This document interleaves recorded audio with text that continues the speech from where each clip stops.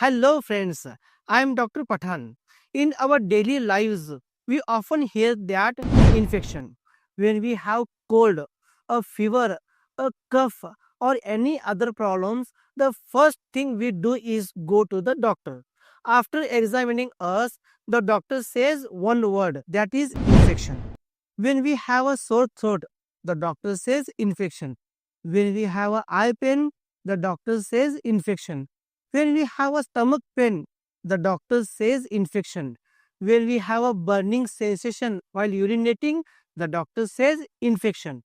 But do you know what is infection?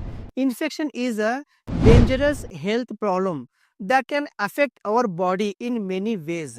In today's video, we will learn in detail what an infection is, its various types, and how to prevent it. So let's start this video without any delay.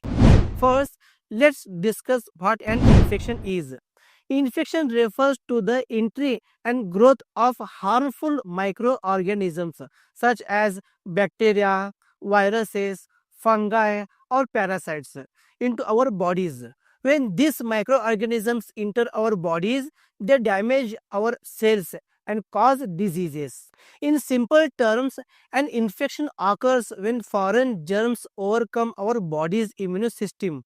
Our bodies constantly fight these harmful microorganisms, but when their quantity increases or our immune system decreases, an infection occurs.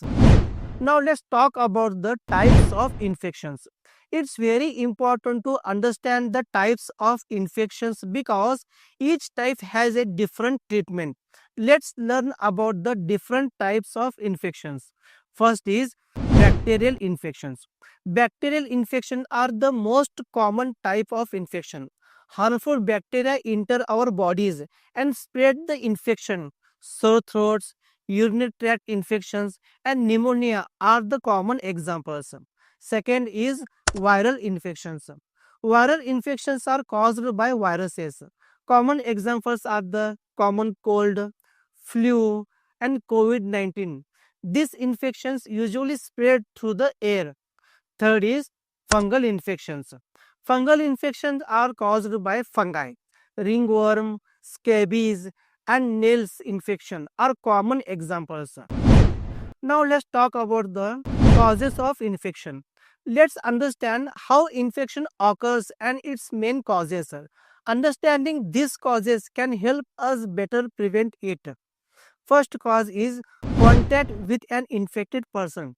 The most common cause is direct contact with an infectious person.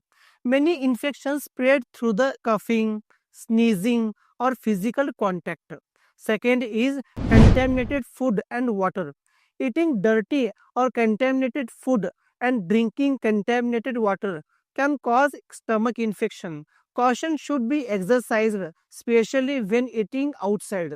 Third cause is weak immune system. When our immunity is lowered, the risk of infection increases. Stress, malnutrition, and certain medications can lower immunity. Fourth cause is lack of hygiene. Not washing hands, wearing dirty clothes, and living in unhygienic environments are the main causes of infections. Now let's talk about the symptoms of infection. Here I will cover the different symptoms of infection. Early recognition of infection is crucial so that timely treatment can be initiated. General symptoms include: first is fever and chills. Second is fatigue and weakness. Third is headache. Four is muscle pains. And fifth is loss of appetite. Specific symptoms may vary depending on the types of infections.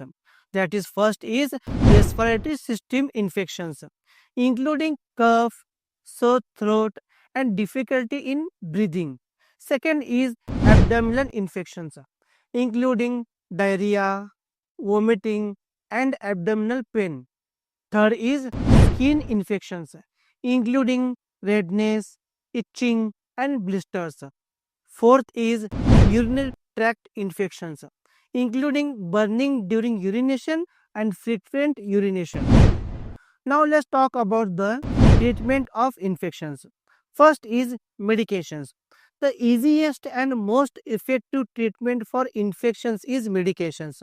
These medications are prescribed based on the type of infections. That is, first is antibiotics.